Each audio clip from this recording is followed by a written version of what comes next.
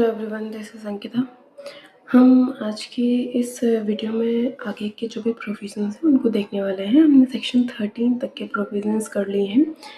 इसमें हम देखने वाले हैं सेक्शन 14 से लेकर के जो भी आगे के सेक्शंस हैं उनको, ठीक है।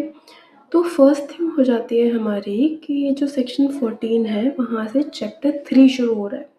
और चैप्टर 3 किस बारे में बता रहा है? चैप्टर 3 बता रहा है हमें जनरल एक्सेप्शंस के बारे में। अब एक्सेप्शंस क्या चीज़ हो गई? एक्सेप्शंस वो सारी चीज़ें हैं जहाँ पर लिख करके कुछ चीज़ों को एक्सेप्ट मतलब अलग कर दिया गया है कि ये जो चीज़ें हैं ये ऑफेंस नहीं मानी जाएंगी, ठीक है। तो ये सारी चीज़ें क्या हैं, वन बाय वन हम सेक्शंस के थ्रू देखेंगे, ठीक है। First thing section 14। सेक्शन 14 क्या है? सेक्शन 14 देखिए, सेक्शन 14 में कह रहे हैं Nothing is an offense which is done by a person who is or who by reason of mistake of fact, not by reason of mistake of law, in good faith believes himself to be bound by law to do it, ठीक है। तो जब एक व्यक्ति bye mistake of fact not bye mistake of law, ठीक है। अब ये मिस्टेक ऑफ फैक्ट और मिस्टेक ऑफ लॉ क्या चीज़ है? ये दो अलग अलग चीज़ें हैं, हमें ये देखना पड़ेगा कि दोनों क्या क्या चीज़ है। तो मिस्टेक ऑफ फैक्ट क्या हो गया? मिस्टेक ऑफ फैक्ट वो चीज़ है जहाँ पर किसी एक फैक्ट के होने पर एक व्यक्ति बिलीव करता है और उस बिलीव करने की वजह से अगर वो जो एक्ट कर रहा है वो लॉफुल होता है, ठीक है। अब यहाँ पर क्या कहा जा रहा है कि मिस्टेक ऑफ लॉ क्या है? मिस्टेक ऑफ लॉ क्या होता है? जब आप किसी लॉ को गलत तरीके से इंटरप्रेट कर रहे हो उसको कहते हैं मिस्टेक ऑफ लॉ। तो ये क्या हो गए? मिस्टेक ऑफ फैक्ट और मिस्टेक ऑफ लॉ। अब हमारे सेक्शन 14 में कहा जा रहा है कि जब एक व्यक्ति क्या करता है, एक व्यक्ति आता है और कहता है कि भाई मैं ना एक पर्टिकुलर कंडक्ट को करने के लिए, एक्ट को करने के लिए लीगली बाउंड हूँ, ठीक है, लॉ के द्वारा से बाउंड हूँ कि मुझे वो करना ही पड़ेगा, ठीक है। और उस वजह से वो उस एक्ट को कर देता है। अब मान लीजिए कि वो एक ऑफेंस है, तो क्या ये कहा जाएगा कि उसने वो ऑफेंस किया है? नहीं। तो यहाँ पर आता है हमारा सेक्शन 14 रेस्क्यू के लिए। सेक्शन 14 कहता है कि जब भी एक व्यक्ति लॉ के द्वारा बाउंड होता है कोई कार्य को करने के लिए और बाय मिस्टेक ऑफ फैक्ट यदि वो बिलीव भी करता है कि वो बाउंड है उस एक्ट को करने के लिए बाय लॉ, तो भी वो व्यक्ति उस पर्टिकुलर एक्ट को करने के लिए वहाँ पर लायबल नहीं होगा एज अ ऑफेंस, ठीक है। और यहाँ पर एक पर्टिकुलर चीज़ कही जा रही है कि जो वो व्यक्ति है वो जो भी चीज़ें कर रहा है, जो भी एक्ट कर रहा है इन गुड फेथ, वो मिस्टेक ऑफ फैक्ट में करना चाहिए, ना कि मिस्टेक ऑफ लॉ में, ठीक है। मतलब उसने अगर ऐसा कोई कार्य ऐसे किया है कि उसने वहाँ पर गलत इंटरप्रिटेशन किया है लॉ का, तो ये चीज़ वहाँ पर आप नहीं रोक सकते हो उसको पनिश करने से किसी भी कोर्ट को। क्यों? क्योंकि ये चीज़ वहाँ पर एक्सप्लिसिटली एक्सक्लूड करी गई है कि मिस्टेक ऑफ लॉ हम नहीं मानेंगे, ठीक है। ये बोलता है हमारे सेक्शन 14। अब इसमें कुछ इलस्ट्रेशंस हैं। इलस्ट्रेशंस क्या है वो देखिए। इसमें इलस्ट्रेशन 1 है ए। इसमें कहा जा रहा है कि एक व्यक्ति है ए, वो क्या करता है, वो एक सोल्जर है, वो फायर करता है एक भीड़ पर, ठीक है। और उस भीड़ पर वो फायर कब करता है? जब उसको एक ऑर्डर मिलता है अपने कोई सुपीरियर ऑफिसर से। तो वहाँ पर उसको ऐसा लगता है कि वो अब इस एक्ट को करने के लिए लीगली बाउंड है, लॉ के द्वारा से वो बाउंड है क्योंकि उसको एक ऑर्डर मिला है। और वो जब ऐसा एक्ट कर देता है तो क्या उसको ऑफेंस कहा जाएगा? तो इसमें कहा जा रहा है नहीं, उसको ऑफेंस नहीं कहा जाएगा क्योंकि वो वहाँ पर लॉ के द्वारा से बाउंड था उस ऑर्डर को मानने के लिए, ठीक है। तो ये क्या है? ये है सेक्शन 14, ठीक है। अब आता है हमारा, देखिए एक सेकेंड, अब आता है इलस्ट्रेशन बी। इलस्ट्रेशन बी में कहा जा रहा है, देखिए इलस्ट्रेशन बी में कह रहे हैं A officer of a court being ordered by that court to arrest Z. A एक ऑफिसर है जो कि कोर्ट का ऑफिसर है, उसको कोर्ट के द्वारा से ऑर्डर किया गया है कि आप, एक व्यक्ति है बाय, उसको आप अरेस्ट करके लेकर के आइए, ठीक है। अब वो इंक्वायरी करता है और उसको बिलीव होता है कि एक व्यक्ति जो जेड है वही वाई है और उसको वो वहाँ पर अरेस्ट कर लेता है। तो क्या ये ऑफेंस होगा? नहीं, क्योंकि वो लीगली बाउंड था उसको करने के लिए, ठीक है। तो ये हो गया हमारा सेक्शन 14। अब आता है सेक्शन 15। सेक्शन 15 क्या बात कर रहा है यहाँ पर? सेक्शन 15 बात कर रहा है अगर कोई जज कुछ भी एक्ट करता है उसको कैसे प्रोटेक्ट किया जाएगा। तो इसका हेड क्या है देखिए, एक्ट ऑफ जज व्हेन एक्टिंग जुडिशियली। तो जब एक जज जुडिशियली एक्ट करता है वहाँ पर उसको प्रोटेक्शन कैसे दिया जा रहा है, किस सेक्शन में दिया जा रहा है, वो सारी चीज़ें। तो इसके लिए आया है हमारा सेक्शन 15। सेक्शन 15 क्या बात करता है देखिए, सेक्शन 15 यहाँ बोलता है nothing is offence which is done by a जज। ठीक है, वो कोई भी चीज़ ऑफेंस नहीं होगी जो कि एक जज के द्वारा की गई है व्हेन एक्टिंग जुडिशियली। अब इसमें जो टर्म आया है when acting judicially, when acting judicially का मतलब क्या है? जब वो जुडिशियली एक्ट कर रहा है, अपने जो भी पावर्स हैं उनको एक्सरसाइज करते हुए कोई काम कर रहा है तब। ठीक है, इसमें कहा जा रहा है when acting judicially in the exercise of any power which is और which in good faith he believes to be given to him by the law. ठीक है, तो इसमें अब क्या आता है आगे, जब वो जुडिशियली एक्ट कर रहा है, अपनी जो भी पावर्स हैं उनको एक्सरसाइज कर रहा है जो कि इन गुड फेथ वो बिलीव करता है कि उसको दी गई हैं, या फिर बिलीव करता है कि उसके पास ऐसी पावर्स हैं जो कि उसको लॉ के द्वारा दी गई हैं। अगर कोई भी जज ऐसा कोई कार्य करता है तो उसके उस कार्य को ऑफेंस नहीं समझा जाएगा। ये बताता है हमारा सेक्शन 15। अब आता है नेक्स्ट सेक्शन 16। सेक्शन 16 बात करता है देखिए act done pursuant to the judgment order of the court. ठीक है, तो इसके लिए सबसे बेस्ट एग्जांपल क्या होगा, मान लीजिए कि कोई कोर्ट है, कोई जज है जिसने एक ऑर्डर दिया है जिसमें कहा गया है कि आपको ये पर्टिकुलर एक्ट करना है।